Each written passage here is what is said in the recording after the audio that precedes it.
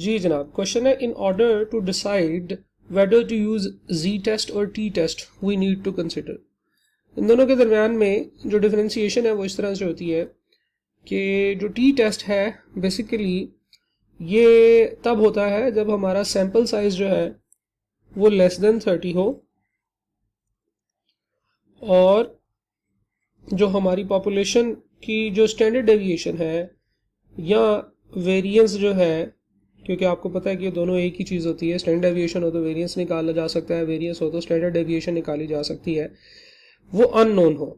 यानी कि इन दो सिचुएशंस को जब ये इकट्ठी मीट होती हैं, यानी कि सैंपल साइज लेस देन 30 हो और स्टैंडर्ड डेविएशन या वेरिएंस अननोन हो, ये दोनों चीज़ें जब होंगी, जब बूथ जो कंडीशंस हैं ये फुलफिल होंगी, तो फिर हम टी टेस्ट इस्तेमाल करेंगे, अदरवाइज हम जेड टेस्ट यूज़ करते हैं। ठीक है जी, तो correct answer should be option C, size of sample and population variance. ये क्वेश्चन देखते हैं, नल हाइपोथेसिस इज रिजेक्टेड। आपने नल हाइपोथेसिस को रिजेक्ट कर दिया है, whereas the right decision was to accept the null hypothesis. इसको एक्सेप्ट करना आपका राइट डिसीजन था। तो ये टाइप 1 का एरर होगा या टाइप 2 का एरर होगा। नॉर्मली स्टूडेंट टाइप 1 टाइप 2 के एरर के अंदर कंफ्यूज होते हैं, तो हम लोग जरा इनको एक दफा समराइज कर लेते हैं, टाइप 1 और टाइप 2 का एरर। टाइप 1 के एरर को ए का मतलब होता है आल्सो नोन एज। टाइप 1 का एरर जो होता है इसको हम इनकरेक्ट रिजेक्शन कहते हैं। ठीक है जी, और टाइप 2 के एरर को इनकरेक्ट एक्सेप्टेंस कहते हैं। ठीक है जी, इसी तरह से टाइप 1 के एरर को फॉल्स पॉजिटिव भी कहते हैं और टाइप 2 के एरर को फॉल्स नेगेटिव कहते हैं। अब इसके पीछे लॉजिक है, हम इसे एक्सप्लेन कर सकते हैं, हम इसे डिस्कस कर सकते हैं, लेकिन मेरा ख्याल है अभी करेंटली मोर अप्रोप्रिएट इज कि आप इसको इस तरह से थोड़ा सा मेमोराइज कर लें, याद कर लें। टाइप 1 का एरर क्या होता है, टाइप 2 का एरर क्या होता है। टाइप 1 का error is called incorrect rejection या फॉल्स पॉजिटिव, और टाइप 2 के एरर को इनकरेक्ट एक्सेप्टेंस या फॉल्स नेगेटिव कहते हैं। तो इसलिए उसने ये कहा है कि हमने रिजेक्ट कर दिया है जबकि एक्सेप्ट करना था। What we did was incorrect. तो इनकरेक्ट रिजेक्शन जो होगी उसे हम टाइप 1 एरर कहते हैं। क्वेश्चन है what is the standard error of the mean. Standard error of the mean find out करना है। सैंपल साइज, सैंपल मीन और सैंपल स्टैंडर्ड डेविएशन, तीन चीजें बताई गई हैं। सैंपल साइज, मीन और सैंपल की स्टैंडर्ड डेविएशन बताई गई है। और जब रिस्पेक्टिवली का वर्ड यूज किया गया होता है तो उसका मतलब यह है कि जैसे चीजों का नाम लिया गया है वैसे ही अमाउंट्स है। तो इसका मतलब यह है कि sample size is 7, sample mean is 8 and sample standard deviation is 4.2। हमें पता है कि standard error of the mean का जो फॉर्मूला होता है वो सैंपल की standard deviation divided by square root of sample size होता है। ठीक है जी, तो वी कैन डू दिस। हम लोग कहते हैं जी सैंपल की स्टैंडर्ड डेविएशन है 4.2 divided by square root of sample size which is 7। तो इक्वल टू प्रेस करेंगे तो हमारे पास 1.58 जो है वो आंसर आएगा, 1.587। तो करेक्ट आंसर इज 1.58। ये क्वेश्चन देखते हैं, to select every fifth name from the list of student in a class is an example of systematic sampling. हम लोग सिस्टमेटिक सैम्पलिंग में क्या करते हैं, हम लोग चीज़ों को तरतीब, जिस तरतीब में पड़ी होती है उसमें हम पहला वाला जो है वो आइटम सेलेक्ट कर लेते हैं रैंडमली, और उसके बाद हर एक जो है वो हर आइटम, एवरी सब्सीक्वेंट आइटम जो होता है उसको हम लोग सिलेक्ट करते हैं कि हम कहते हैं कि हर nth आइटम हम सेलेक्ट कर रहे हैं। nth से मुराद ये, जैसे इस एग्जांपल में उन्होंने कहा कि हर 5th आइटम, तो फर्स्ट आइटम आप रैंडमली सिलेक्ट कर लेते हैं, उसके बाद आप एक सिस्टम को फॉलो करना शुरू कर देते हैं। That is why we call it a systematic sampling. Question है population has a mean of 75 and standard deviation of 10। ये पॉपुलेशन का मीन और स्टैंडर्ड डेविएशन दी हुई है। Sample of size 20 are selected. ठीक है जी, samples of size 20 are selected and sample mean are recorded. यानी कि हुआ यह है कि ऑल पॉसिबल, यहां पे वर्ड लिखना चाहिए था all possible samples of size 20 are selected and samples are recorded. What is the standard deviation of sample mean? ठीक है, यानी कि sampling distribution of the mean जो हम लोग बनाते हैं उसकी स्टैंडर्ड डेविएशन क्या होती है। आपको पता है कि हम उसे स्टैंडर्ड एरर भी कहते हैं। तो जो स्टैंडर्ड एरर होता है हमने इसकी sampling standard deviation find out करनी है। ठीक है जी, यानी कि sampling distribution of the mean की स्टैंडर्ड डेविएशन हमें पता है कि ये होती है पॉपुलेशन की स्टैंडर्ड डेविएशन।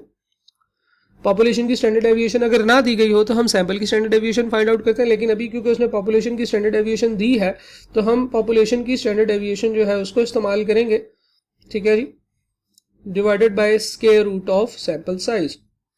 यानी कि हम लोग क्या करेंगे, हम कहेंगे कि पॉपुलेशन की स्टैंडर्ड डेविएशन है जी 10 divided by square root of what, sample size which is 20। तो आपके पास जो आंसर आएगा डेट इज इक्वल टू 2.236 यानी कि 2.24। जी जनाब, एक थ्योरेटिकल क्वेश्चन है, drawing a conclusion about the population from a sample is known as. देखिए हम लोगों ने ये बात पहले भी की थी, जिसको मैं पर्सनली एक स्टैट साइकिल कहता होता हूँ, कि हम लोगों ने पॉपुलेशन जो है इसके बारे में कुछ इन्फॉर्मेशन फाइंड आउट करनी है, लेकिन पॉपुलेशन के बारे में इन्फॉर्मेशन फाइंड आउट करना मुश्किल भी है, कॉस्टली भी है, क्योंकि पॉपुलेशन बहुत बड़ी होती है। हम इस पॉपुलेशन में से एक सैंपल लेते हैं और सैंपल सिलेक्शन के बहुत सारे टूल्स को इस्तेमाल करते हुए कोशिश करते हैं कि जो सैंपल है ये एक true representative of the population बन जाए। फिर हम कुछ स्टैटिस्टिकल्स मेथड लगाते हैं और उस सैंपल के सैंपल स्टैटिस्टिक्स को फाइंड आउट करते हैं, यानी कि उस सैंपल के अंदर हम लोग फाइंड आउट करते हैं इसका मीन कितना है, इसका मीडियन कितना है, स्टैंडर्ड डेविएशन, वेरिएंस और 100 तरह की चीज़ें हम लोग उस सैंपल के बारे में फाइंड आउट कर लेते हैं, और वो हमने पढ़ा भी है कि कैसे किया जा सकता है। लेकिन असल में हम सैंपल के बारे में इंटरेस्टेड नहीं होते, हम इंटरेस्टेड होते हैं पॉपुलेशन के बारे में इंफॉर्मेशन फाइंड आउट करने के लिए। तो हम लोग सैंपल के स्टैटिस्टिक्स की बेसिस के ऊपर पॉपुलेशन के जो पैरामीटर्स होते हैं उनके बारे में, पॉपुलेशन पैरामीटर्स के बारे में एक अजम्पशन लगाते हैं। हम सैंपल के स्टैटिस्टिक्स से पॉपुलेशन के पैरामीटर्स को डिड्यूस करते हैं, हम लोग उसको निकालते हैं। इस तरह इस प्रोसेस को, सैंपल के स्टैटिस्टिक्स से पॉपुलेशन के पैरामीटर्स को आइडेंटिफाई करने के प्रोसेस को इन्फ्रेंस कहते हैं। अगर आप इन्फ्रेंस की डिक्शनरी में मीनिंग्स देखें तो इसका मतलब है नतीजा निकालना। ठीक है, find out something on the basis of something. ठीक है जी, जैसे फॉर एग्जांपल अगर आप मोबाइल पे देखें और मोबाइल पे आपको नजर आए कि जी इस वक्त आपके सिटी का टेम्परेचर जो है वो 42 है, तो आप यहाँ से ये इन्फ्रेंस निकालेंगे कि भाई बाहर जाएंगे तो गर्मी बहुत लगेगी। सही है, तो आपके पास एक इन्फॉर्मेशन थी, आपने उस इन्फॉर्मेशन की बेसिस के ऊपर कुछ इन्फ्रेंस, कुछ रिजल्ट, कुछ इन्फॉर्मेशन जो है वो डिड्यूस की है। तो बेसिकली होता यह है कि हम सैंपल के स्टैटिस्टिक्स की बेसिस के ऊपर पॉपुलेशन के पैरामीटर्स को फाइंड आउट करते हैं। इस प्रोसेस को, ये जो स्टैटिस्टिक्स से पैरामीटर फाइंड आउट करने का जो प्रोसेस है, इसको स्टैटिस्टिकल इन्फ्रेंस कहते हैं। अब ये दो तरह के होते हैं, एक होते हैं पॉइंट एस्टिमेशन और एक होते हैं जी, या दूसरा जो इसमें हो सकता है वो है जी इंटरवल एस्टिमेशन। ये दोनों आपने पढ़े तो आई एम श्योर कि आपको पता होंगे। ये इन्फ्रेंस करना कहलाता है, स्टैटिस्टिकल इन्फ्रेंस, के हम सैंपल की बेसिस के ऊपर पॉपुलेशन के बारे में आइडेंटिफिकेशन करते हैं। एक थ्योरेटिकल क्वेश्चन है, company has 1000 customers, the customers service office of the company selected a customer at random from the first 10 customers on the list of customers. उसने एक कस्टमर सेलेक्ट किया है, टोटल उसके जो पास कस्टमर्स है वो 10,000 है, लेकिन उसने एक कस्टमर सेलेक्ट किया है from the first 10 and thereafter he selected every 10th customer from the list and called them to get the feedback. यानी कि उसने उसके ऊपर कुछ एक्शन परफॉर्म किया और वो एक्शन क्या है, उनको कॉल की है फीडबैक लेने के लिए। ठीक है जी, ये जो है, ये जो सैम्पलिंग का मेथड है, इसको हम क्या कहते हैं, हम लोगों ने पहले भी बात की है कि इस तरह के मेथड को हम सिस्टमैटिक सैम्पलिंग कहते हैं। सिस्टमैटिक सैम्पलिंग में हम ये करते हैं कि हम फर्स्ट आइटम रेंडमली सिलेक्ट करते हैं और उसके बाद हर आइटम जो है ऑनवर्ड्स, जितने भी आइटम्स होते हैं वो एक खास किस्म के सिस्टम के तहत आप निकालते हैं, यानी कि इस सिचुएशन में सिस्टम ये है कि एवरी 10th कस्टमर जो है उसको सेलेक्ट किया जाएगा. This process is called systematic sampling. T test may be use to test the hypothesis. T test कब यूज होगा? देखिए, टी टेस्ट और जी टेस्ट के दरमियान में जो डिफरेंशिएशन है हम करते हैं कि सैंपल साइज अगर आपका जो है वो लेस देन 30 हो, सैंपल साइज को आपको पता है कि स्मॉल एन से डिनोट किया जाता है, that is less than 30. And दूसरी कंडीशन भी जरूरी है, यानी कि ये दोनों कंडीशंस इकट्ठी होंगी तो फिर जो है वो आप टी टेस्ट को इस्तेमाल कर सकते हैं. पॉपुलेशन की स्टैंडर्ड डेविएशन या वेरिएंस दोनों एक ही चीज के नाम है. आपको पता है स्टैंडर्ड डेविएशन हो तो उसका स्क्वायर करें तो वेरिएंस आ जाती है, वेरिएंस हो तो उसका स्क्वायर रूट लें तो स्टैंडर्ड डेविएशन आ जाती है. ये अननोन हो, ये दोनों चीजें जब कंडीशंस फुलफिल होंगी, both conditions at the same time fulfil होंगी, तो हम टी टेस्ट को इस्तेमाल करेंगे.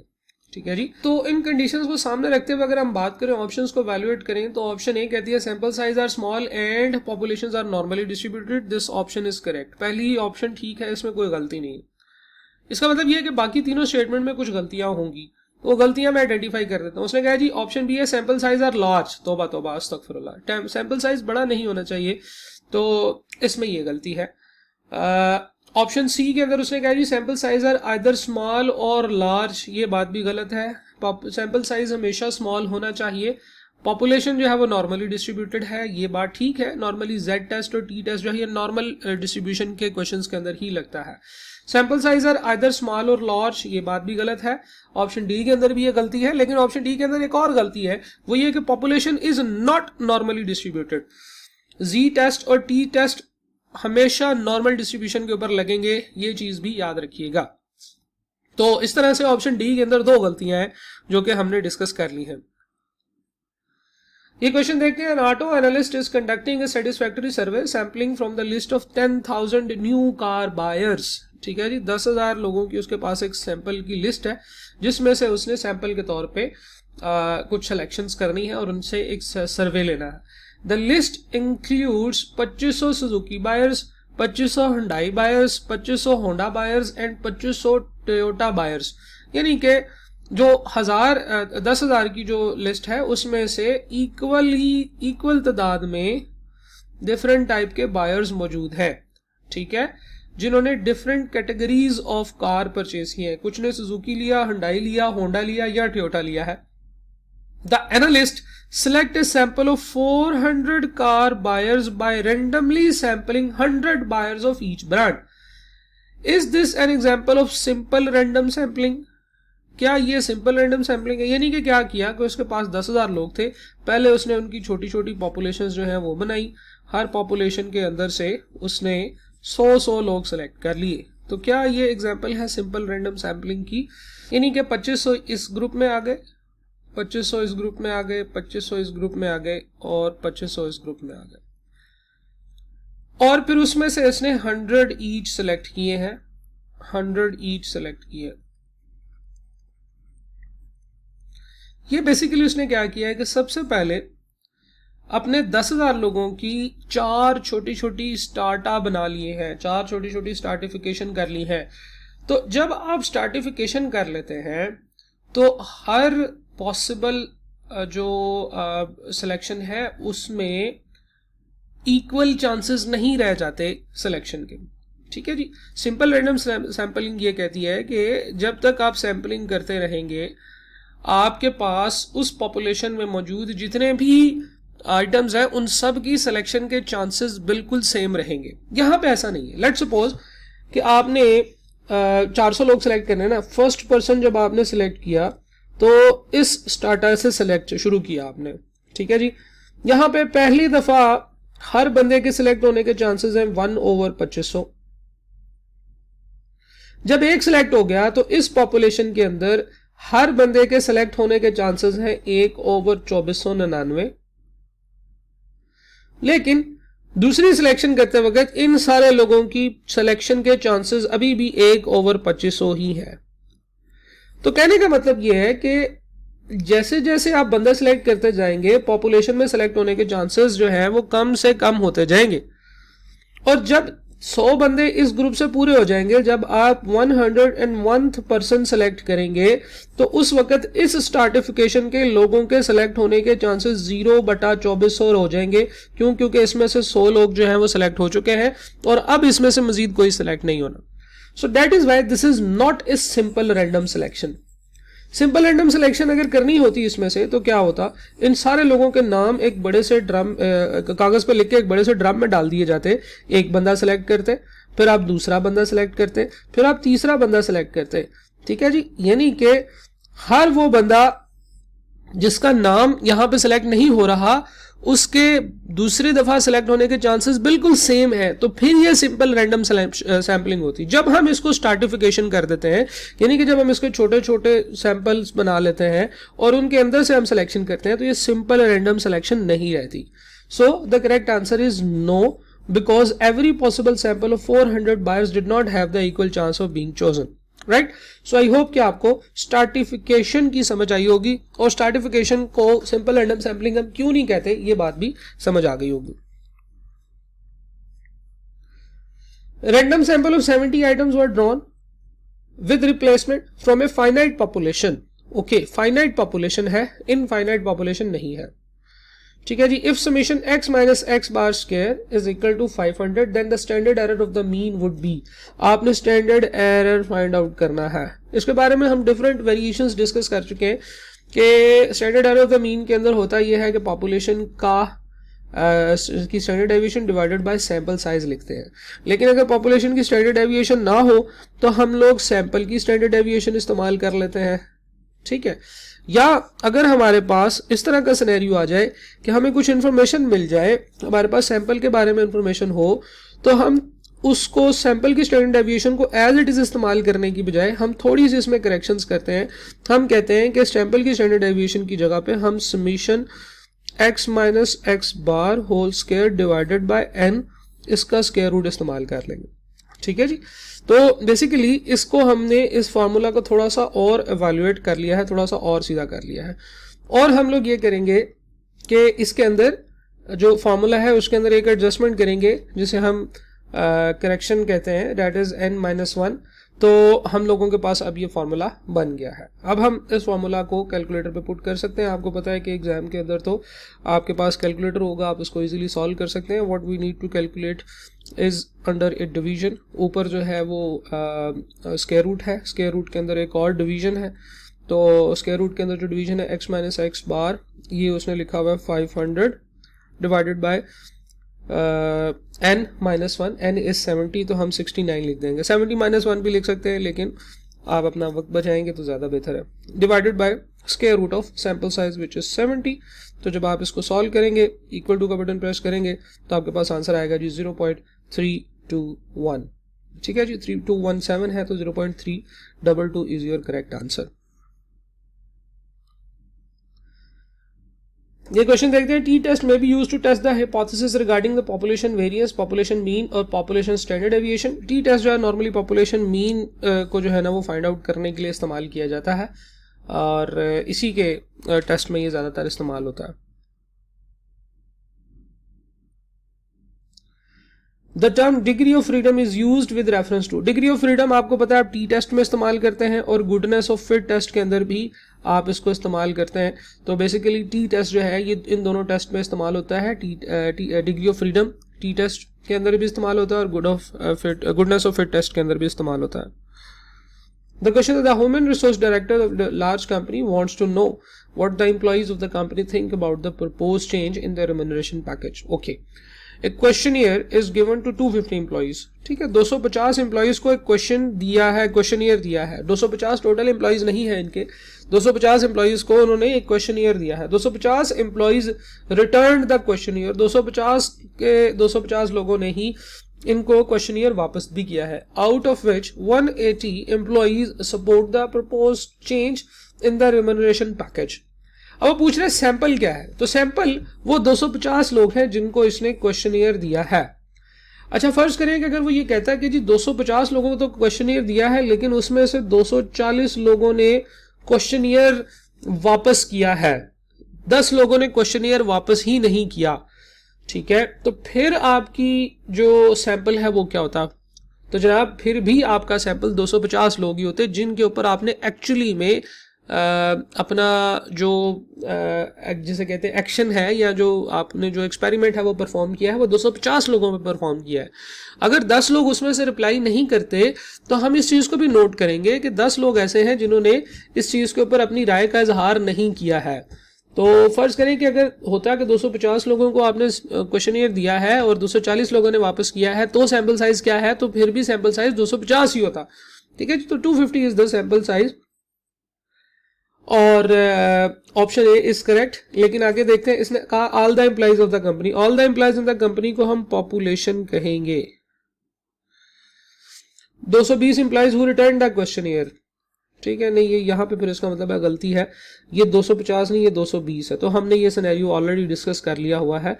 220 एम्प्लॉइज जो है इन्होंने क्वेश्चनियर रिटर्न किया है, तो 220 एम्प्लॉइज सिंपल ये है कि जिन्होंने क्वेश्चनियर पे परफॉर्मेंस किया है, ये ना हमारी पॉपुलेशन है ना ये सैंपल है, सैंपल तो 250 लोग हैं, ठीक है जी। फिर उसके बाद क्या है जी, 180 employees who supported the change in the remuneration package, ये तो वो है जिन्होंने यस में आंसर किया है, तो ये तो हमारी पॉपुलेशन नहीं है ना ही ये हमारा सैंपल है। तो हमारा करेक्ट आंसर क्या है? ऑप्शन ए 250 लोग जिनको आपने सैंपल के तौर पे ये इंफॉर्मेशन जो है ये फॉरवर्ड की है। इक्वेशन देखते हैं, sample of 700 medical student of college, 313 are male, 700 लोग हैं जिसमें से 313 मेल हैं, तो फीमेल बाकी होंगी, 700 में से 313 माइनस करेंगे। We can say with 99% confidence that the population proportion of male student is between जी। अब आपने क्या करना है, इस क्वेश्चन के अंदर हम लोगों ने इंटरवल एस्टिमेशन करनी है, और ये इंटरनल एस्टिमेशन किस चीज की करनी है? पॉपुलेशन प्रोपोर्शन की करनी है,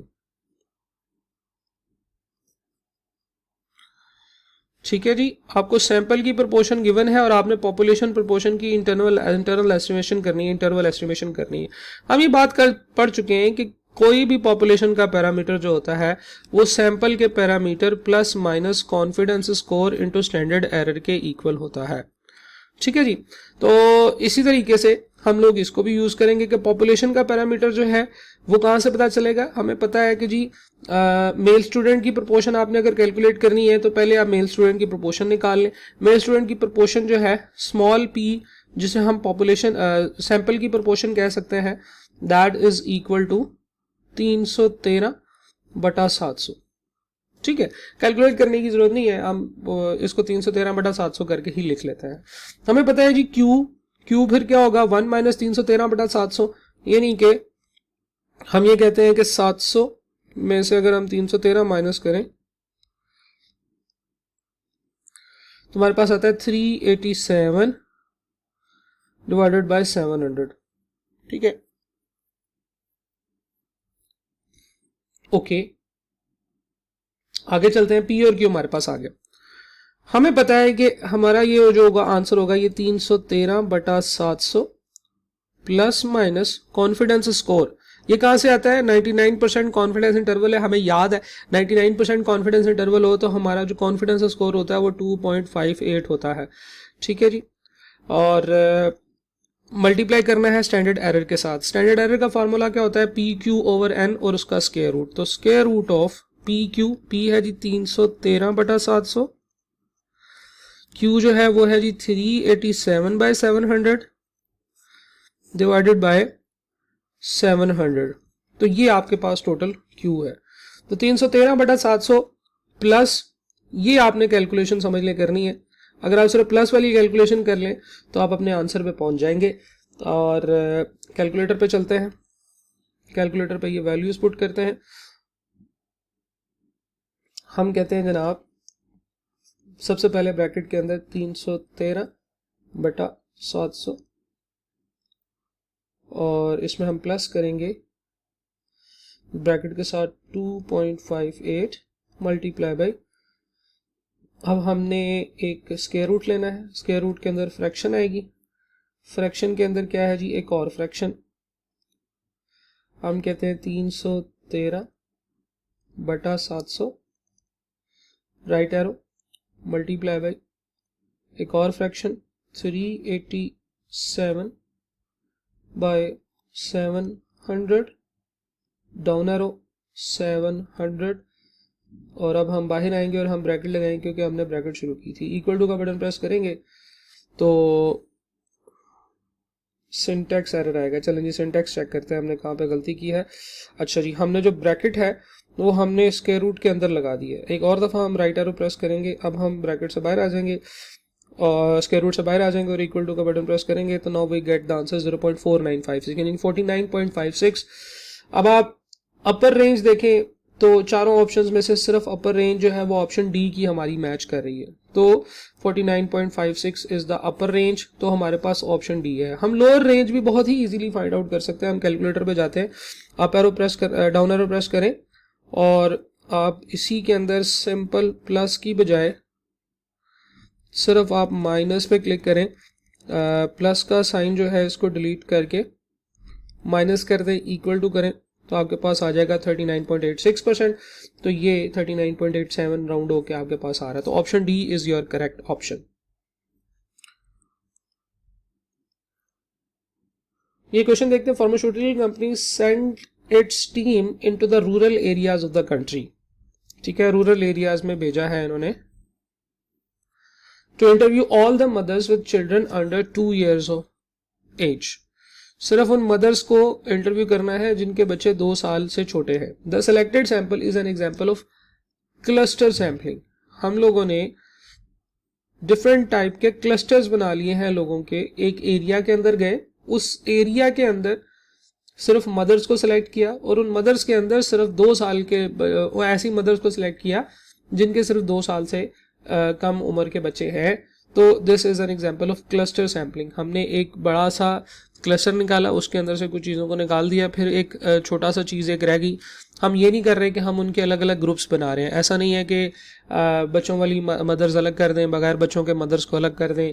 ठीक है जी, फिर उसके बाद वो मदर्स को अलग कर दें जिनके बच्चे 2 साल से बड़े हैं और बाकियों को अलग कर दें, उनसे भी बात करें।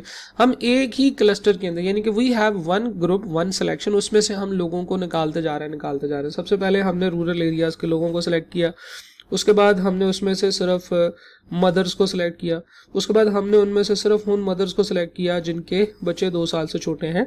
तो बेसिकली हमने सिर्फ इतने लोगों को सिलेक्ट किया है। ठीक है, सो हम लोग क्लस्टर बनाते जा रहे हैं। ठीक है जी, this is what we call cluster sampling. Question है which of the following statement is not correct. आपने रॉन्ग स्टेटमेंट्स आइडेंटिफाई करनी है। As regard to the term population, population के बारे में कुछ बातें। Population may be defined as all the items under the study or consideration. ये बिल्कुल स्टेटमेंट ठीक है, इसलिए ये हमारी सिलेक्शन नहीं है, हमने तो गलत स्टेटमेंट्स आइडेंटिफाई करनी है। ऑप्शन बी है in gathering information about the population it is desirable to test each member of the population. ठीक है जी, हमारी ये डिजायर है कि हम लोग सारे लोगों को जो है ना, वो ज्यादा बेहतर ये है कि सारे लोगों को सेलेक्ट किया जाए। This is not correct. हम लोग कहते हैं कि भाई सारी पॉपुलेशन को इस्तेमाल करेंगे, ये सारी पॉपुलेशन को टेस्ट करेंगे तो उसके ऊपर टेस्ट परफॉर्म करने के टाइम भी ज़्यादा लगेगा, कॉस्ट भी ज़्यादा लगेगी, और ये भी हो सकता है कि पॉपुलेशन जो है जब आप उसके ऊपर टेस्ट परफॉर्म करें तो वो यूटिलाइज हो जाए, यूज़ हो जाए। जैसे हम लोगों ने कहा था, एग्जांपल ली थी कि भाई फ़र्ज़ करें कि हमारे पास 10,000 बुलेट्स हैं और हम ये चेक करना चाहते हैं कि ये बुलेट्स चलेंगी या नहीं। तो अगर हम एक बुलेट को चेक करेंगे तो वो बुलेट जो है वो यूटिलाइज हो जाएगी, फिर तो वो दोबारा तो नहीं चलेगी। तो अगर हम फर्ज करें कि if you want to make sure कि यार ये 10,000 की 10,000 बुलेट्स चलेंगी, तो फिर उनको चला के चेक करना पड़ेगा। जब हम उनको चला के चेक कर लेंगे तो फिर हमारे वो किसी काम की नहीं है। तो पॉपुलेशन आइटम को अगर हम लोग सारों के ऊपर 100% एक्शन परफॉर्म करेंगे तो वो तो सारी यूटिलाइज हो जाएंगे। Same goes with anything that is eatable. अगर आपके पास फ्रूट है, फॉर एग्जांपल एप्पल्स हैं, आपके पास 10 एप्पल्स हैं और आप ये देखना चाहते हैं कि ये सारे मीठे हैं, तो जब आप इनको खा के देखेंगे फिर ही पता चलेगा कि ये सारे मीठे हैं। तो पॉपुलेशन जो है वो कंज्यूम भी हो जाती है अक्सर औकात जब आप उसके ऊपर एक्शन परफॉर्म करते हैं। That is why it is not desirable. तो ये बात जो है ये गलत है। और आगे चलते हैं, ऑप्शन सी की तरफ चलते हैं। Population may be defined as all the people or the items with a characteristic that a researcher wish to understand. ये स्टेटमेंट बिल्कुल ठीक है। और the term population includes every single member of the particular group, ये बात भी बिल्कुल ठीक है। सो उसने हमें कहा था कि बताएं कौन सी चीज गलत है, तो ऑप्शन बी गलत है। तो हमारा जो आंसर होगा वो तो ऑप्शन बी ही होगा, क्योंकि हमने उसको गलत स्टेटमेंट आइडेंटिफाई करके देनी थी। ये क्वेश्चन देखते हैं। President of national cardiac association wants to determine the average number of minutes the patient of each doctor walks per day. अच्छा जी, he randomly selected 30 doctors and advised each of them to poll 50 of their patients at random and submit the main number of walk minutes per day to NCA. The sample size of NCA will be. तो basically 30 doctors हैं और ये 50 patients को check कर रहे हैं. तो अगर हम टोटल बात करें तो total 30 multiply by 50 total 1500 patients होंगे जिनको चेक किया जाएगा. तो ये है वो सैंपल साइज जिसके बारे में हम लोगों ने टेस्टिंग करनी थी और अब ये टेस्टिंग कर ली गई है. तो सैंपल साइज जो होगा वो 1500 लोग होंगे. ये क्वेश्चन देखते हैं. 50,000 adults were randomly selected from all over Lahore and asked whether they drink at least 12 glasses of water each day. Lahore के 50,000 लोगों को सिलेक्ट किया गया है और उनसे पूछा गया है कि क्या वो 12 ग्लास रोजाना पीते हैं. Only 30% said yes. 30% लोगों ने जो है वो यस कहा. 50,000 हम लोगों ने सिलेक्ट किए थे. The population and the sample in this data is. Population भी बतानी है और सैंपल भी बताना है. तो पॉपुलेशन तो ये है कि हम लोगों ने 50,000 लोग किधर से सिलेक्ट किए हैं. हमने 50,000 लोग तो सैंपल के तौर पर सिलेक्ट किए ना. तो पॉपुलेशन क्या है? पॉपुलेशन है ऑल अडल्ट्स इन लाहौर. लाहौर के अंदर जितने भी बालग लोग हैं वो सारे हमारी पॉपुलेशन है और हमारा जो सैंपल है वो कितना है 50,000 का. तो हमारा जो correct answer that will be population all adult in Lahore and sample है 50,000 सिलेक्टेड अडल्ट्स. 30% लोगों ने हाँ कहा है, बाकियों ने ना कहा होगा या किसी ने रिप्लाई भी नहीं किया होगा. वो हमारा कंसर्न नहीं है. हमारा कंसर्न ये है कि हमने कितने लोगों के ऊपर एक्शन परफॉर्म किया, वो हमारा सैंपल साइज होता है. तो option B is the correct option. Significance level of 0.05 means. जी जनाब, सिग्निफिकेंस लेवल की अंडरस्टैंडिंग जो है वो बड़ी इंपॉर्टेंट है, बड़ी मजे की है. इसका मतलब ये है कि हम लोग अपने जो रिजल्ट्स हैं उनको कितने परसेंट इंपॉर्टेंस देते हैं, यानी कि रिजल्ट्स के अंदर कितनी गलती हम एक्सेप्ट कर सकते हैं. 0.05 का मतलब है 5%. 5% का मतलब है कि हम लोग अपने रिजल्ट्स के अंदर 5% तक एरर को बर्दाश्त कर सकते हैं. 5% से ज्यादा एरर जो है वो ठीक नहीं है. 5% तक अगर एरर हो तो वो ओके है. ठीक है जी. तो जो सिग्निफिकेंस लेवल है उसका मतलब होता है कि एरर के अंदर अपने आपके रिजल्ट्स के अंदर कितने परसेंट से ज्यादा वैल्यू अगर आ जाए तो वो सिग्निफिकेंट होगी. 5% तक इनसिग्निफिकेंट है. 5% से ऊपर अगर चला जाए तो 5% से ऊपर अगर एरर चला जाए तो वो सिग्निफिकेंट होगा. ठीक है जी. There is more than 90% chance that the null hypothesis false. It is wrong. ये बात ठीक नहीं है, बल्कि there are more than 95% chances that the null hypothesis is true. ये बात होनी चाहिए थी. ठीक है जी. बहरहाल ये स्टेटमेंट अभी ठीक नहीं है. If null hypothesis is rejected there is a maximum chance of 5% that the decision may be wrong. ठीक है जी, बिल्कुल ये स्टेटमेंट ठीक है कि हम लोगों ने नल हाइपोथेसिस रिजेक्ट किया है on the basis of this scenario. तो ज्यादा से ज्यादा चांसेस ये हैं कि 5% चांसेस हैं कि डिसीजन जो है वो रॉन्ग होगा. If the null hypothesis is rejected there is a maximum chance of 5%. ठीक है जी. यानी कि अगर आप रिजेक्ट कर लेते हैं तो कितने चांसेस हैं. ये जो 5% सिग्निफिकेंस लेवल होता है ना, इसको हम लोग ये भी कहते हैं कि this is the chance of type 1 error. Type 1 error क्या होता है? टाइप 1 एरर के बारे में हम बात कर चुके हैं कि ये इनकरेक्ट रिजेक्शन का एरर होता है. टाइप 1 एरर कह सकते हैं हम इसको. हम लोग इसको कह सकते हैं एरर ऑफ इनकरेक्ट रिजेक्शन, और इनकरेक्ट रिजेक्शन को हम फॉल्स पॉजिटिव भी कहते हैं. ठीक है जी. तो ये जो सिग्निफिकेंट लेवल होता है, अगर आपको कोई पूछे तो आप बता सकते हैं कि significant level is basically chance of error, type 1 error, या chance of error of incorrect rejection, या चांस ऑफ फॉल्स पॉजिटिव.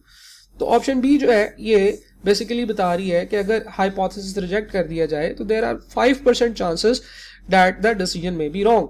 तो ऑप्शन बी जो है वो ठीक है. ठीक है. टोटल मैक्सिमम 5% चांसेस है. जरूरी नहीं है कि देयर आर ऑलवेज 5% चांसेस. हो सकता है कि देयर आर 0% चांसेस. ठीक है, इन एक्चुअल, लेकिन वो 5 से बड़ा नहीं होगा. नेक्स्ट स्टेटमेंट है the null hypothesis is accepted. अगर नल हाइपोथेसिस एक्सेप्ट कर लिया जाए there is at least 5% chances that the decision may be wrong. ये जो होता है ये बेसिकली टाइप 1 एरर नहीं होता है, इसलिए हम लोग इसको क्रॉस कर देंगे। ठीक है जी। If type 2 error is made there is 95% chances of making a type 1 error. ये भी बात ठीक नहीं है। ठीक है, this statement is not correct. So the statement B is correct कि 5% जो सिग्निफिकेंट लेवल होता है, बेसिकली इसको हम अल्फा से रिप्रेजेंट करते हैं। जो अल्फा होता है that is basically significance level, यानी कि इतने इससे ज़्यादा एरर जो है नहीं होना चाहिए, इससे कम एरर हो तो चल जाएगा। इसको हम चांस ऑफ टाइप 1 एरर कहते हैं, चांस ऑफ इनकरेक्ट रिजेक्शन भी कह सकते हैं, या चांस ऑफ फॉल्स पॉजिटिव भी कह सकते हैं। और इसके लिए जो करेक्ट आंसर है वो है ऑप्शन बी, जो कि इसकी बड़ी डिटेल्ड एक्सप्लेनेशन है कि if the null hypothesis is rejected there is a maximum chance of 5% that the decision may be wrong. Next question है which two of the following statement are correct as regards the sampling distribution of the mean. Sampling distribution of the mean के बारे में कौन सी जो बातें हैं वो correct है।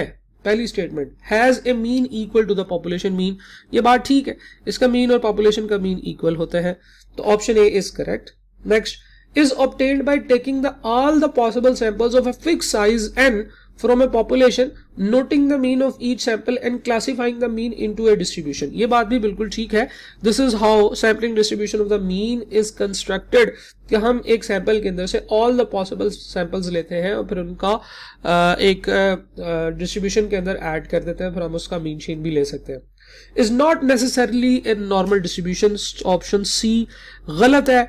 हम लोगों ने ये पढ़ा है, ये हमारी प्रॉपर्टीज के अंदर भी था कि normal sampling distribution of the mean हमेशा हमेशा हमेशा एक नॉर्मल डिस्ट्रीब्यूशन होती है। इवन अगर हम लोग किसी एक ऐसी पॉपुलेशन से sampling distribution of the mean बना रहे हैं जो खुद एक अब नॉर्मल डिस्ट्रीब्यूशन है, या इसे हम स्क्यूड डिस्ट्रीब्यूशन कह सकते हैं, अगर हम उससे भी sampling distribution of the mean बनाएंगे तो वो फिर भी नॉर्मल डिस्ट्रीब्यूशन बन जाया करेगी। सही है जी। ऑप्शन डी है जी is obtained by taking all the possible sample of different sizes. ओए होए होए हो, तौबा तौबा तौबा, डिफरेंट साइजेस नहीं, फिक्स साइजेस की होती है। From a population noting the mean of each sample and classifying the mean into a distribution is obtained by taking all the possible samples of different sizes. अच्छा, option D जो है ये गलत है। Option D मेरा ख्याल है ये यहाँ पे खत्म हो जाती है, यहाँ तक ये ऑप्शन डी है। तो is obtained by taking all the possible samples of different sizes. तो इसमें क्या गलती है, इसमें गलती है डिफरेंट साइजेस का वर्ड लिखा हुआ है, मैं इसको डिफरेंट हाइलाइटर से हाईलाइट करता हूँ। ऑप्शन सी के अंदर क्या गलती थी, नॉट नेसेसरली की गलती थी। नॉर्मल डिस्ट्रीब्यूशन जो है ये हमेशा नॉर्मल डिस्ट्रीब्यूशन होती है। ऑप्शन डी के अंदर था डिफरेंट साइजेस, तो ये बेसिकली नॉर्मल फिक्स साइजेस होते हैं। और ये जो ऑप्शन, ये जो आगे स्टेटमेंट है इज ऑब्टेन्ड, ये मेरे ख्याल से ऑप्शन या स्टेटमेंट ई है। तो is obtained by taking all the possible samples और डिफरेंट साइजेस फ्रॉम पॉपुलेशन, इसमें भी देखे ना उसने डिफरेंट साइजेस का वर्ड यूज कर दिया, तो ये भी गलती है। तो इसका ये मतलब है कि ऑप्शन ए और बी जो है वो करेक्ट ऑप्शन है। Which of the following statement are not correct as regarding the sampling distribution of the mean? अच्छा, अब आपने रॉन्ग स्टेटमेंट्स आइडेंटिफाई करनी है। ठीक है जी, sampling distribution of the mean के बारे में रॉन्ग स्टेटमेंट्स आइडेंटिफाई करनी है। ऑप्शन ए है the mean of the sampling distribution of the mean can never be the same as the mean of the population mean. तौबा तौबा अस्तगफिरुल्लाह, can never B, इसमें गलती है। हम ये बात करते हैं कि the mean of sampling distribution of the mean is always equal to the mean of the population. जो sampling distribution of the mean का मीन आता है वही पॉपुलेशन का मीन भी होता है। ठीक है जी, तो ये स्टेटमेंट गलत है। इसका मतलब यह है कि हमने इसको टिक करना है क्योंकि हमने रॉन्ग स्टेटमेंट्स आइडेंटिफाई करनी थी। बाकी स्टेटमेंट्स भी देखते हैं ठीक है या गलत है। ऑप्शन बी देखते हैं, sampling distribution of the mean is normal distribution, बिल्कुल ठीक बात है। Sampling distribution of the mean is always a normal distribution. Option C देखते हैं, the standard deviation of the sampling distribution is called the standard error, बिल्कुल ठीक है, हम इसको स्टैंडर्ड एरर कहते हैं। अच्छा, ऑप्शन डी की तरफ चलते हैं, the standard deviation of sampling distribution of the mean is same as standard deviation. नहीं नहीं नहीं नहीं नहीं, ये भी गलत है। ठीक है जी, ये sampling distribution of the mean जो है इसकी जो स्टैंडर्ड डेविएशन होती है इसको हम स्टैंडर्ड एरर भी कहते हैं। ये पॉपुलेशन के मीन के इक्वल नहीं होती, तो ये स्टेटमेंट भी रॉन्ग है। इसका मतलब ये है कि जो हमारा करेक्ट आंसर है ऑप्शन ए और डी है। हमें पता है कि standard error of the mean जो है that is equal to standard deviation divided by square root of n। तो ये इक्वल कैसे हो सकते हैं? ये इक्वल सिर्फ तभी हो सकते हैं जब डिनोमिनेटर में 1 हो, यानी कि अगर सैम्पल साइज 1 हो तो फिर standard error of the mean और सैम्पल स्टैंडर्ड डेविएशन जो है, पॉपुलेशन की स्टैंडर्ड डेविएशन, वो इक्वल तभी हो सकते हैं। और नॉर्मली अगर आप 1 सैम्पल साइज रखते हैं तो फिर that is a very useless information, उससे कोई बेनिफिट हासिल नहीं होता। तो जो इसमें रेलिवेंट आंसर्स हैं that is option A and D. To select every fifth name from the list of student in class is an example of systematic sampling। Systematic sampling में क्या करते हैं हम फर्स्ट आइटम जो है उसको हम लोग रेंडमली सिलेक्ट करते हैं, और उसके बाद जितने भी आइटम्स होते हैं, सब्सिक्वेंटली जितने भी आइटम्स होते हैं, उनको हम लोग एक सिस्टम के तहत सेलेक्ट करते हैं। और वो सिस्टम इस क्वेश्चन के अंदर क्या है कि हमने एवरी फिफ्थ आइटम जो है वो सिलेक्ट करना है। तो ये जो चीज होती है इसे हम लोग सिस्टमैटिक सैम्पलिंग कहते हैं।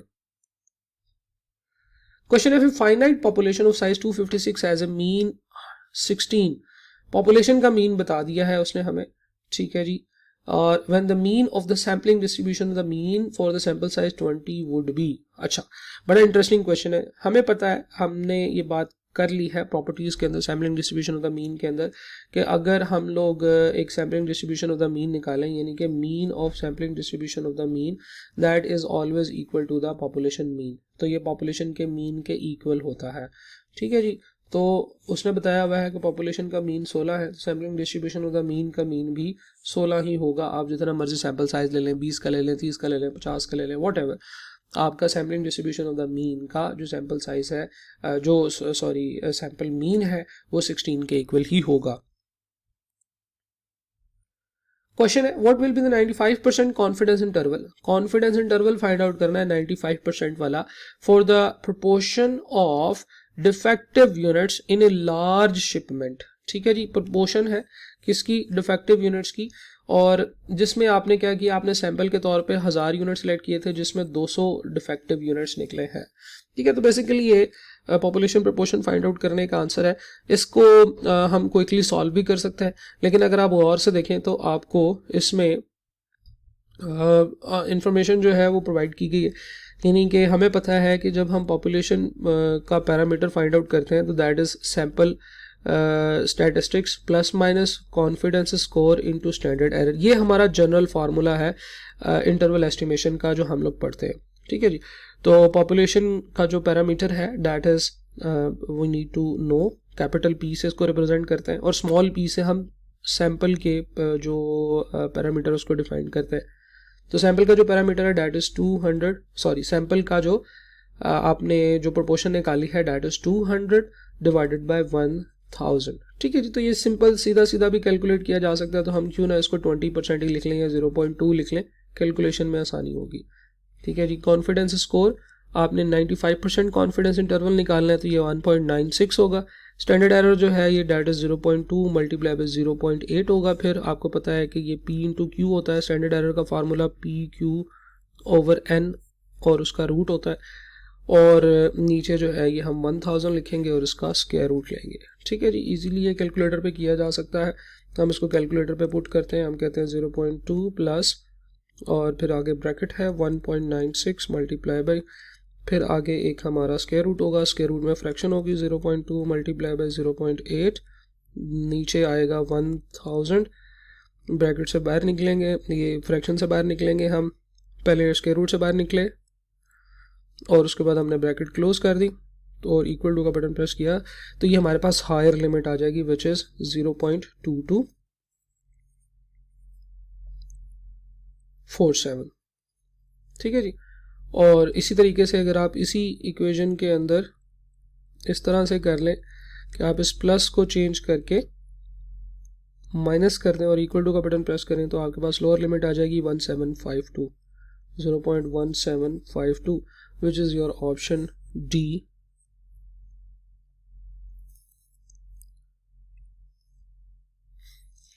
Question which of the following statement is not correct?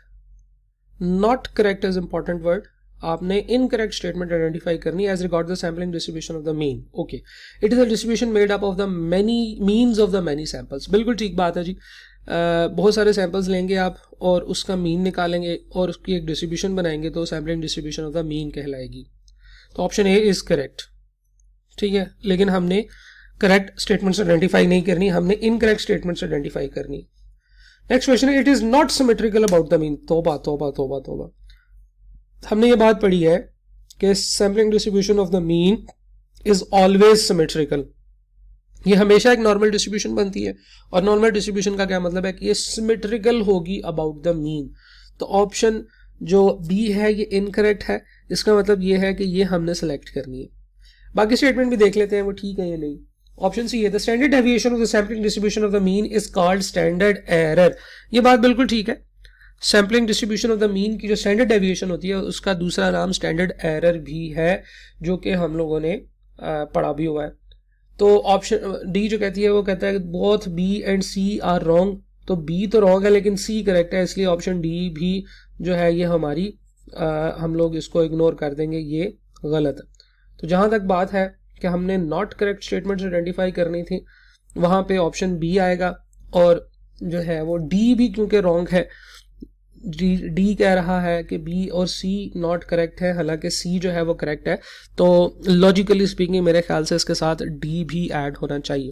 A business researcher wanted to evaluate the eating habit of England resident from a rural site. ठीक है जी, उन्होंने इंग्लैंड के लोगों के अंदर से रूरल साइट में रहने वाले लोगों की ईटिंग हैबिट सेलेक्ट करनी है। Such mothers which have less than 3 babies. ठीक है, the sample use for this purpose is called a cluster sampling. ठीक है जी, यानी कि उसने क्या किया, पूरे इंग्लैंड के अंदर से रूरल एरिया को सिलेक्ट किया है, फिर उसके अंदर से उसने वो मदर्स जिनके लेस देन 3 बेबीज है वो सिलेक्ट किया है। तो बेसिकली ये एक क्लस्टर कर रहा है, यानी कि एक एरिया के अंदर लोगों को इकट्ठा करके सिर्फ उन्हीं के ऊपर टेस्ट परफॉर्म करेगा। That is what we call cluster sampling. ये क्वेश्चन देखते हैं। Pharmaceutical company claims the amount of alcohol in a particular drug is 0.706। ठीक है जी, so this is what the claim is कि 0.706 जो है ये आपकी सैंपल के अंदर जो है वो अमाउंट ऑफ अल्कोहल होनी चाहिए। The sample of size 38 is selected. Sample size जो है वो 38 है। तो आपने एक सैंपल सेलेक्ट किया है और उसका मीन जो है वो 0.705 मिलीग्राम निकला है। ओके, ठीक है, डिफरेंस है, वो 706 था, ये 705 और स्टैंडर्ड डेविएशन है जी 0.02 मिलीग्राम की। अच्छा, और सिग्निफिकेंट लेवल है जी 0.05 का। Okay, and which of the following statements are correct. 3 statements दी गई हैं, क्वेश्चन हमें सारा ही सॉल्व करना पड़ेगा। Calculate the value of test statistics, फिर टेबुलर वैल्यू इज 1.96 और द क्लेम इज एक्सेप्टेड। हमें ये चीज़ तो पता है कि 0.05 के ऊपर टेबुलर वैल्यू 1.96 होती है, तो स्टेटमेंट 2 जो है वो तो है करेक्ट। ठीक है, लेकिन बाकी चीज़ें हमें कैलकुलेट करनी पड़ेंगी। हमें टेस्ट स्टैटिस्टिक कैलकुलेट करना पड़ेगा। टेस्ट स्टैटिस्टिक्स के लिए जो हमारे पास फार्मूला होता है वो होता है जी mean minus population mean divided by population की स्टैंडर्ड डेविएशन। अब क्योंकि वो नहीं है तो हमें सैंपल की स्टैंडर्ड डेविएशन इस्तेमाल करनी पड़ेगी, sampling error of the mean वाला फार्मूला लगा के। तो standard deviation is divided by square root of n, तो ये हमारे पास कैलकुलेट हो जाएगा। मीन जो है वो है जी 0.705 माइनस पॉपुलेशन का जो मीन है that is 0.706 divided by standard deviation जो इस वक्त हमें मिली है that is 0.02 divided by sample size था 38 का। अब आप इसे अगर सॉल्व करेंगे तो ये हमारे पास हो जाएगा 0.0 या इसको वैसे आप मैनुअली भी सॉल्व करके लिख सकते हैं। ये मेरे पास आएगा -0.001। 705 और 706 का डिफरेंस जो है वो माइनस में आ जाएगा और नीचे जो है वो हम फिर एक और फ्रैक्शन लिख लेते हैं 0.02। डिनोमिनेटर में अंडर रूट लगाना पड़ेगा हमें। 38 इक्वल टू का बटन प्रेस किया तो -0.308 हमारे पास टेस्ट स्टैटिस्टिक्स का आंसर आता है 0.308। तो पहली स्टेटमेंट है वो ये है, the calculated value of test statistics is 0.308, तो ये -0.308 आना चाहिए था। आल्दो के इससे फ़र्क कोई नहीं पड़ता क्योंकि अल्टीमेटली हम इसे इग्नोर कर देते हैं। तो चले मैं इसमें ये कह देता हूँ कि हाँ जी ठीक है, 308 ही है calculated value of test statistics. Tabular value जो है वो भी है।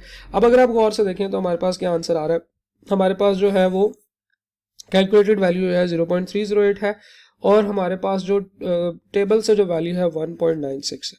तो हमारे पास जो कैलकुलेटेड वैल्यू है calculated value is less than हमारे पास टेबुलर वैल्यू, तो इस केस में हम लोग जो है ना we fail to reject the null hypothesis. का मतलब ये है कि हमें क्लेम को एक्सेप्ट करना पड़ेगा, we accept the claim, right. तो इस सिचुएशन में अगर हम बात करें तो हमारी सारी की सारी जो स्टेटमेंट्स हैं, all statements are correct. Question है a heterogeneous population. Heterogeneous population क्या होती है? हेट्रोजीनियस जो है ये उल्ट होता है होमोजीनियस का। होमोजीनियस का मतलब होता है एक जैसी पॉपुलेशन। हेट्रोजीनियस का मतलब होगा कि ऐसी पॉपुलेशन जिसमें बहुत ज़्यादा डाइवर्सिटी पाई जाती है, जो पॉपुलेशन जो कि जिसमें बड़ा डिफरेंस है, which consist of homogeneous groups. लेकिन उसके अंदर काफ़ी सारे होमोजीनियस ग्रुप्स हैं। एक बहुत बड़ी पॉपुलेशन है जिसके अंदर बहुत सारे लोग हैं, लेकिन उसके अंदर अगर हम ग्रुप्स में डिवाइड कर दिया जाए उनको, तो उसमें एक जैसे लोग आ जाते हैं, ठीक है। Which of the following is most suitable. तो हेट्रोजेनियस पॉपुलेशन के अंदर होमोजीनियस ग्रुप्स हों तो हम ये कोशिश करते हैं कि उन सारी पॉपुलेशन को छोटे छोटे डिफरेंट टाइप के स्मॉल पॉपुलेशंस में डिफाइन कर दिया जाए। जैसे फॉर एग्जांपल पाकिस्तान के अंदर रहने वाले लोग, इसमें बहुत बड़ी डाइवर्सिटी पाई जाती है, बहुत सारे लोग हैं इसमें के अंदर डिफरेंट टाइप की, जिनकी एथनिसिटी डिफरेंट है, जिनकी ज़ुबानें डिफरेंट हैं, जिनकी एजुकेशनल क्वालिफिकेशंस डिफरेंट हैं, जिनकी जेंडर डिफरेंट है, मेल है फीमेल है, तो हम लोग जिनकी एज डिफरेंट है, एज ग्रुप्स डिफरेंट है, बच्चे हैं, बूढ़े हैं, जवान हैं, ठीक है। तो हम लोग क्या करेंगे, इस तरह की जब बहुत बड़ी हेट्रोजीनियस पॉपुलेशन होती है तो इसके ऊपर आप कोई भी एक्शन परफॉर्म करेंगे तो वो उसका आंसर आपका ठीक नहीं होगा। आपको चाहिए कि आप इतनी बड़ी पॉपुलेशन को पहले छोटे छोटे पार्ट्स में डिवाइड कर लें, और जो छोटे छोटे पार्ट्स होंगे वो ऐसे पार्ट्स होंगे जिनमें के एक कोई ख़ास किस्म की जो वैल्यू है वो कॉमन होगी। फॉर एग्जांपल पाकिस्तान के अंदर हम सबसे पहले लोगों को उनकी इलाकाई जो प्रॉपर्टीज़ हैं उनकी बेसिस के ऊपर उनको जो है ना वो डिवाइड कर देंगे, एथनिसिटी की बेसिस पे डिवाइड कर देंगे, और इस तरीके से हम लोग उनको उनकी एजुकेशनल बैकग्राउंड की बेसिस के ऊपर छोटे छोटे ग्रुप्स में डिवाइड किया जा सकता है। तो इस तरह की सिचुएशंस में हम लोग छोटी छोटी पॉपुलेशंस बना लेते हैं और इन पॉपुलेशंस को स्टार्टा कहते हैं, ठीक है जी। स्टार्टिफाइड रैंडम सैम्पलिंग जो है वो इनके लिए ज़्यादा सूटेबल है। अगेन डिपेंड करेगा कि आप फाइंड आउट क्या करना चाहते हैं, आप क्या चीज़ आइडेंटिफाई करना चाहते हैं, उसकी बेसिस के ऊपर आपको अपना पॉपुलेशन और पॉपुलेशन के अंदर से सैम्पलिंग मेथड जो है वो डिफाइन करने की ज़रूरत होती है। ये क्वेश्चन देखते हैं। क्वेश्चन है the sample size decreases from 75 to 40। अगर सैम्पल साइज जो है वो हम 75 से 40 कर दें तो स्टैंडर्ड एरर के ऊपर क्या इम्पैक्ट आएगा, इम्पैक्ट फाइंड आउट करना है। यानी कि हमारे पास स्टैंडर्ड एरर जो है वो होगा एक ख़ास नंबर का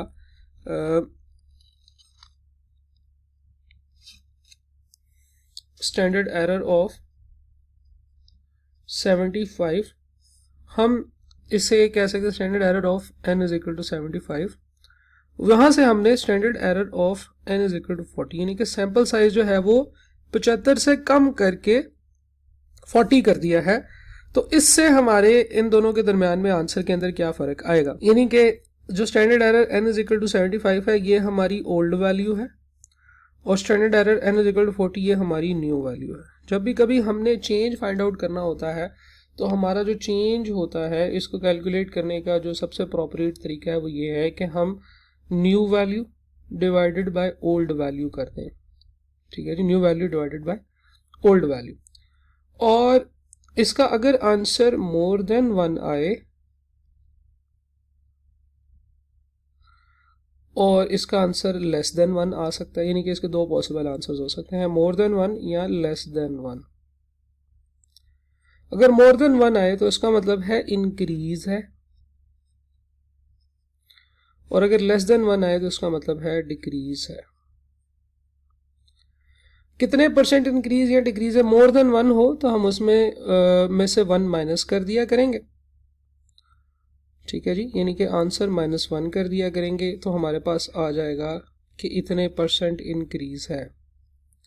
अगर लेस देन 1 होगा तो 1 माइनस आंसर कर दिया करेंगे तो हमें पता चल जाएगा कि ये इतने परसेंट डिक्रीज है। ये जो सिचुएशन है ये अब हम इसको चेक करते हैं।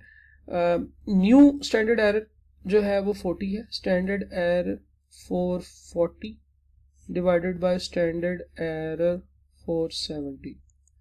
स्टैंडर्ड एरर फॉर 40 का जो फॉर्मूला है स्टैंडर्ड एरर उसका आपको पता है standard deviation divided by square root of n होगा, और स्टैंडर्ड एरर ऑफ 70 जो है वो standard deviation divided by square root 70 होगा। यहाँ पे एक प्रॉब्लम है जो आपको नज़र आ रही है कि सैंपल की या पॉपुलेशन की स्टैंडर्ड डेविएशन तो मौजूद ही नहीं है, लेकिन मज़े की बात यह है कि ये आपस में एक दूसरे के साथ कट सकते हैं, जिससे कि हमारे पास आंसर जो है वो स्टैंडर्ड डेविएशन के बगैर आ जाएगा। अगर आप इसी नोटेशन को डिवीजन के साइन के साथ लिखें तो ये होगा standard deviation square root of 40 divided by standard deviation square root of 75 है जी, ये 70 नहीं है 75, नोट कर लें, यहाँ पे हमने गलती से 70 लिख दिया है, 75। ओके, इसका मतलब ये है कि standard deviation divided by square root of 40, और अगर हम इसको मल्टीप्लिकेशन के साइन में कन्वर्ट कर दें इस डिवीजन के साइन को, तो उसके बाद जो आइटम होती है उसकी फ्रैक्शन को रिवर्स करके लिख देना होता है, यानी कि square root of 75 divided by standard deviation. यहाँ से ये आपस में कट जाएंगे और हमारे पास जो बच जाएगा वो बचेगा square root of 75 divided by square root of 40। और जब आप इसे सॉल्व करेंगे तो आपके पास आंसर कुछ इस तरीके से आएगा, स्क्वायर रूट ऑफ, या पहले हम फ्रैक्शन लगाते हैं, square root of 75 divided by square root of 40, तो हमारे पास जो आंसर आ रहा है दैट इज इक्वल टू 1.3693। 1.3693। हमने कहा था कि अगर आंसर 1 से बड़ा होगा तो हमारा आंसर ये है कि इंक्रीज आ रहा है, ठीक है, और कितने परसेंट का इंक्रीज आ रहा है, जो आंसर आ रहा है इसमें से 1 माइनस कर दें, यानी कि 1 वाली अगर साइड हम रिमूव कर दें इसकी तो ये बनेगा 0.3693। तो बेसिकली हमारा आंसर क्या बन रहा है कि इससे हमारे स्टैंडर्ड एरर में इंक्रीज आ रहा है, और कितने परसेंट का, 36.93% का इंक्रीज आ रहा है, ठीक है जी। तो हमारा जो करेक्ट आंसर है that is option A, there is an increase of 36.93। बिल्कुल इसी तरह का क्वेश्चन इससे आगे भी आ रहा है, तो मैं ये समझता हूँ कि आप वो दूसरा सवाल भी देख लें तो आपके लिए दोनों सिनेरियोज समझना जो है वो आसान हो जाएगा। मैं क्वेश्चन सेलेक्ट करता हूँ जी, ये रहा, from a given finite population samples are drawn with replacement, if the sample size increase from 40 to 45, 40 to 75, the standard error would be. तो हम लोगों ने ये बात की है इससे पीछे वाले क्वेश्चन में भी। मैं ये समझता हूँ कि अगर आप इससे बिल्कुल पीछे वाला क्वेश्चन जो वीडियो में इससे पीछे है, आप थोड़ा सा आपको 5-7 मिनट वीडियो को पीछे करें तो आपको नज़र आएगा वो सवाल, पहले वो समझ लें।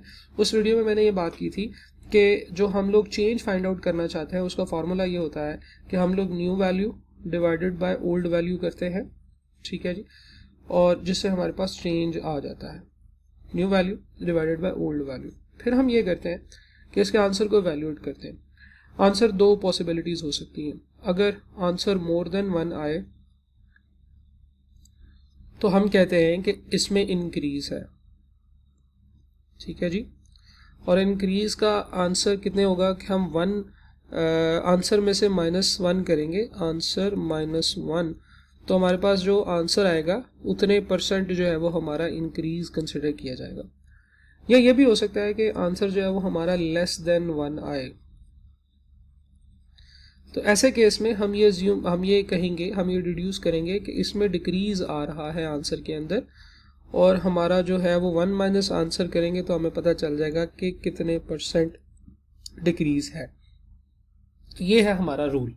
अब कैलकुलेशन करते हैं, उसने कहा जी कि स्टैंडर्ड एरर 45 है, 45 से चेंज करके 75 हो गई, यानी कि पहले स्टैंडर्ड एरर जो था वो 45 के हिसाब से था और अब स्टैंडर्ड एरर जो है वो 75 के हिसाब से, ठीक है जी।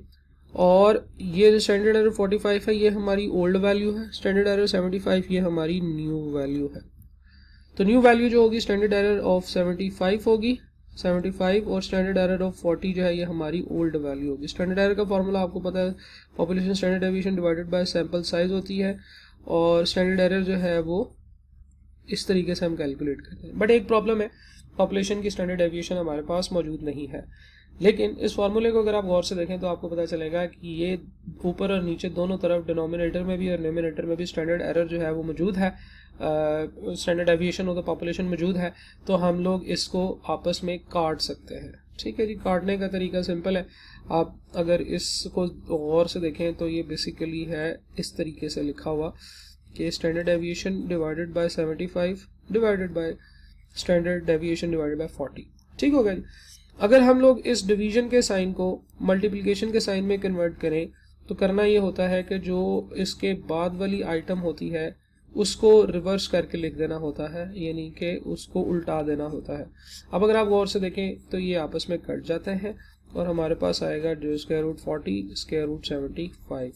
अगर आप ये कैलकुलेशन करें तो आपके पास जो आंसर आएगा जी वो आएगा फ्रैक्शन के अंदर square root of 40 divided by square root of 75 and the answer is 0.7302। लेकिन ये आपका आंसर नहीं है, याद रखिएगा।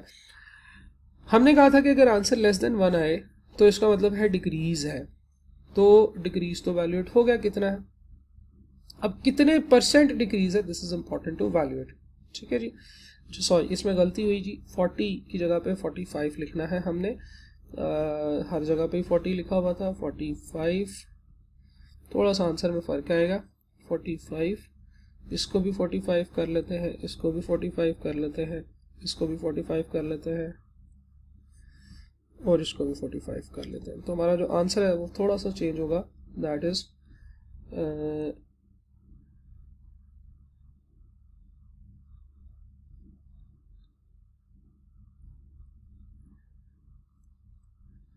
डबल 0.7745। तो हमने कहा कि इसमें एक तो आ रहा है डिक्रीज, लेकिन कितना डिक्रीज आ रहा है वो फाइंड आउट करने के लिए हम 1 में से आंसर को माइनस करते हैं। ठीक है जी। तो 1 minus answer is equal to answer जो है 22.54। तो हमारे पास 22.54% का डिक्रीज आ रहा है। करेक्ट आंसर है जी ऑप्शन ए। तो ये दोनों सिनेरियोज हो गए हैं। हमने इस क्वेश्चन में ये वाली पॉसिबिलिटी डिस्कस की है और इससे पीछे वाले क्वेश्चन में जो हमने पॉसिबिलिटी डिस्कस की थी वो थी जनाब, लेट्स सी, इंक्रीज वाली। ठीक है, तो इंक्रीज वाली भी हो गई। लेकिन आपके जहन में ये भी तो आ सकता है कि अगर आंसर एग्जैक्टली इक्वल टू 1 आ जाए तो फिर क्या इसका मतलब है। इसका ये मतलब है कि न्यूमिनेटर और डिनोमिनेटर इन दोनों में कोई चेंज नहीं है, नो चेंज। ठीक है जी, यानी कि नई वैल्यू और ओल्ड वैल्यू इन दोनों में कोई चेंज नहीं है अगर ये वाला आंसर आप निकालते हैं और वो एग्जैक्टली 1 के इक्वल आ जाता है। ठीक है ना, उसमें इंक्रीज है ना डिक्रीज है। क्वेश्चन देखते हैं, while assessing the accuracy of packed weight of 1 kg sugar bag, a quality controller estimate that the standard deviation is 0.05 grams। अच्छा जी, 0.05 ग्राम्स उसकी स्टैंडर्ड डेविएशन है और 1 kg जो है वो आप शुगर बैग पैक कर रहे हैं। और क्वेश्चन ये है कि how large the sample must be taken. आपने सैंपल साइज आइडेंटिफाई करना है, हाउ लार्ज द सैंपल। तो बेसिकली हमने सैंपल साइज n आइडेंटिफाई करना है। हमें उसने जो दिया हुआ है वो दिया हुआ है जी पैक्ड वेट है, तो जो मीन है वो है जी 1 kg और जो स्टैंडर्ड डेविएशन है वो 0.05 ग्राम्स है। ठीक है जी, 0.05 ग्राम्स है। एक प्रॉब्लम है इस क्वेश्चन के अंदर, अभी आगे पढ़ते हैं बाद में पता चलेगा, लेकिन जो मीन है और जो स्टैंडर्ड डेविएशन है इन दोनों के जो आप समझ लीजिए कि यूनिट्स ऑफ मेजरमेंट है वो डिफरेंट है। तो इस चीज़ को तो हमेशा आपने मेक श्योर करना है कि जो मीन है और जो स्टैंडर्ड डेविएशन है वो सेम यूनिट्स में होनी चाहिए। ठीक है जी। और इसका मतलब यह है कि जो मीन है that is not 1, that is basically 1000 grams. आपको पता है कि 1 kg के अंदर 1000 ग्राम्स होते हैं। ठीक है जी। और इसी तरह से जो मीन है वो 0.05 ग्राम्स है, जो स्टैंडर्ड डेविएशन है डेट इज 0.05 ग्राम्स। हम इसको ऐसे भी कर सकते हैं कि दोनों को केजीज में कन्वर्ट कर लें, यानी कि स्टैंडर्ड डेविएशन को भी केजी में कन्वर्ट कर लें, लेकिन उसके लिए फिर आपको मजीद उसको ज़ीरोज़ और लगाने पड़ेंगे, तो वो ज़रा ज़्यादा डिफ़िकल्ट टू ग्रास्प कॉन्सेप्ट हो जाता है। लेकिन उससे कोई फ़र्क नहीं पड़ता, यहाँ आप मीन को ग्राम्स में कन्वर्ट कर लें या आप स्टैंडर्ड डेविएशन को केजीज में कन्वर्ट कर लें, दोनों सेम होने चाहिए। सैम्पल साइज उसने पूछा कितना होना चाहिए, in order to be the 95% confident that the error in this estimate of mean weight will not exceed 0.01 grams. ठीक है, तो ये एरर भी जो है वो ग्राम्स के अंदर है, तो इट वाज अप्रोप्रिएट कि हम इसको ग्राम्स में ही कन्वर्ट कर लें, जैसा कि हमने कर लिया है। तो हर चीज़ अब ग्राम्स में है, कोई भी चीज़ किलोग्राम्स में नहीं है। अच्छा, ये क्वेश्चन बड़ा इंटरेस्टिंग क्वेश्चन है, बड़ा गौर से देखिएगा। उसने कहा है कि the error in his estimate of mean के अंदर जो उसका एस्टिमेट है वो 0.01 ग्राम से एक्सीड ना करे। इस बात का क्या मतलब है? देखिए, हम लोग इंटरवल एस्टिमेशन अगर करते हैं तो हम लोग उसमें क्या कहते हैं? हम कहते हैं कि पॉपुलेशन का mean is equal to sample का mean plus minus standard error confidence score into standard error. और इस फैक्टर का जो आंसर आता है इसको हम सैंपल के मीन में प्लस और माइनस करते हैं ताकि पॉपुलेशन के मीन का एक कॉन्फिडेंस इंटरवल हमारे पास निकले। तो बेसिकली वो ये कहना चाह रहा है कि सैंपल साइज कितना रखा जाए कि ये वाला जो फैक्टर है that will become equal to और लेस देन 0.01, ये वो पूछना चाह रहा है कि ऐसा क्या सैंपल साइज रखा जाए कि ये जो आंसर है 0.01 हो। वो कह रहे हैं ना विल नॉट एक्सीड, यानी कि इस रेंज के अंदर अंदर रहे। तो यहां से हमें जो बात पता चली है वो ये है कि confidence score into standard error should be equal to 0.01। तो अगर हम कॉन्फिडेंस स्कोर की बात करें, 95% कॉन्फिडेंस इंटरवल है, तो इसके लिए कॉन्फिडेंस स्कोर 1.96 होता है। ठीक है, स्टैंडर्ड एरर जो है that is population standard deviation divided by square root of n is equal to 0.01. Now what we need to find out is कि हमने सैम्पल साइज कितना लेना है। 1.96 मल्टीप्लाई बाय स्टैंडर्ड डेविएशन जो है वो उसने हमें दी हुई है, that is 0.05 grams divided by square root of n and answer is 0.01। ठीक है जी, मूविंग फॉरवर्ड। तो यहाँ से सिंपल है, हम लोग स्क्वायर रूट ऑफ n इधर ले आते हैं और 0.01 उधर ले जाते हैं, तो हमारे पास हो जाएगा 1.96 मल्टीप्लाई बाय 0.05 डिवाइडेड बाय 0.01 और फिर उसका हम स्केयर ले लेंगे 1.96 मल्टीप्लाई बाय 0.05 डिवाइड करना है 0.01 से और फिर इसका लेना है स्केयर। तो हमारे पास जो सैंपल साइज आ रहा है that is 96.04, n is equal to 96.04 या 96 या 97 इसका करेक्ट आंसर है। हमारे पास ऑप्शंस में 97 मौजूद है, correct answer is option D. तो यहाँ पे इस क्वेश्चन के अंदर जो सबसे इंपॉर्टेंट चीज थी वो अंडरस्टैंड ये करना था कि उसने ये कहा है कि error in his estimate will not exceed 0.01 ग्राम। हम लोग ये बात करते हैं कि जो उसका एस्टिमेट है वो मीन में प्लस माइनस करने के बाद ही होगा। ठीक है जी, तो इस तरीके से हम लोगों को कभी कभार confidence score into standard error, जिन लोगों को लिए कॉन्फिडेंस स्कोर का वर्ड जो है ये नया है, ये बेसिकली जी स्कोर होता है। जी स्कोर है जी स्कोर ऑफ 95% कॉन्फिडेंस लेवल। ये आप इजीली जो आपका जी स्कोर का टेबल है उसमें से फाइंड आउट कर सकते हैं। इसको फाइंड आउट करने का तरीका ये होता है कि आप इसको हाफ करते हैं, 95% का हाफ, क्योंकि ये टू टेल टेस्ट होता है। 0.4750 को जब आप जी स्कोर के टेबल से आइडेंटिफाई करेंगे तो ये 1.96 आपके पास आंसर आता है। सही है जनाब, तो आई होप कि ये क्वेश्चन आपको समझ आया होगा। ये क्वेश्चन है random sample of 90 items were drawn, तो हमारा सैंपल साइज 90 है। With replacement from a finite population the variance is 49। Standard error of the mean is standard deviation divided by square root of sample size. Standard deviation आपको पता है variance है 49, तो standard deviation जो है वो इसका स्क्वायर रूट होगा, तो हम 49 का स्क्वायर रूट यानी कि 7 लिख लेंगे divided by square root of n which is square root of 90। ठीक है जी, तो जनाब इसका जो आंसर है that is 7 divided by square root of 90, तो आंसर है जी 0.7378, ऑप्शन है जी सी। अब यहाँ पे एक डिस्कशन ये आ सकती है कि जी ये फाइनाइट पॉपुलेशन है तो इसके साथ finite population correction factor FPC लगेगा, लेकिन प्रॉब्लम ये है कि एफपीसी हम लगा नहीं सकते क्योंकि हमारे पास सैंपल साइज मौजूद नहीं है और पॉपुलेशन साइज मौजूद नहीं है। और पॉपुलेशन साइज अगर मौजूद ना हो, हम अज्यूम ये कर सकते हैं कि सैंपल पॉपुलेशन जो है that is a Fairlie big population, तो उसकी वजह से जितनी अगर बहुत बड़ी पॉपुलेशन होगी और सैंपल साइज उसकी निस्बत छोटा होगा, तो इन दैट केस हमारा जो एफपीसी का आंसर है वो 1 के इक्वली आ रहा होगा। तो 1 के साथ इसको मल्टीप्लाई करें तो 0.738 के आसपास ही इसका आंसर आता है। सो इट इज़ अज्यूम्ड कि अगर पॉपुलेशन बहुत बड़ी नहीं है तो फिर वो हमें बताएगा कि पॉपुलेशन का साइज़ क्या है, तो फिर हम FPC कैलकुलेट कर सकते हैं।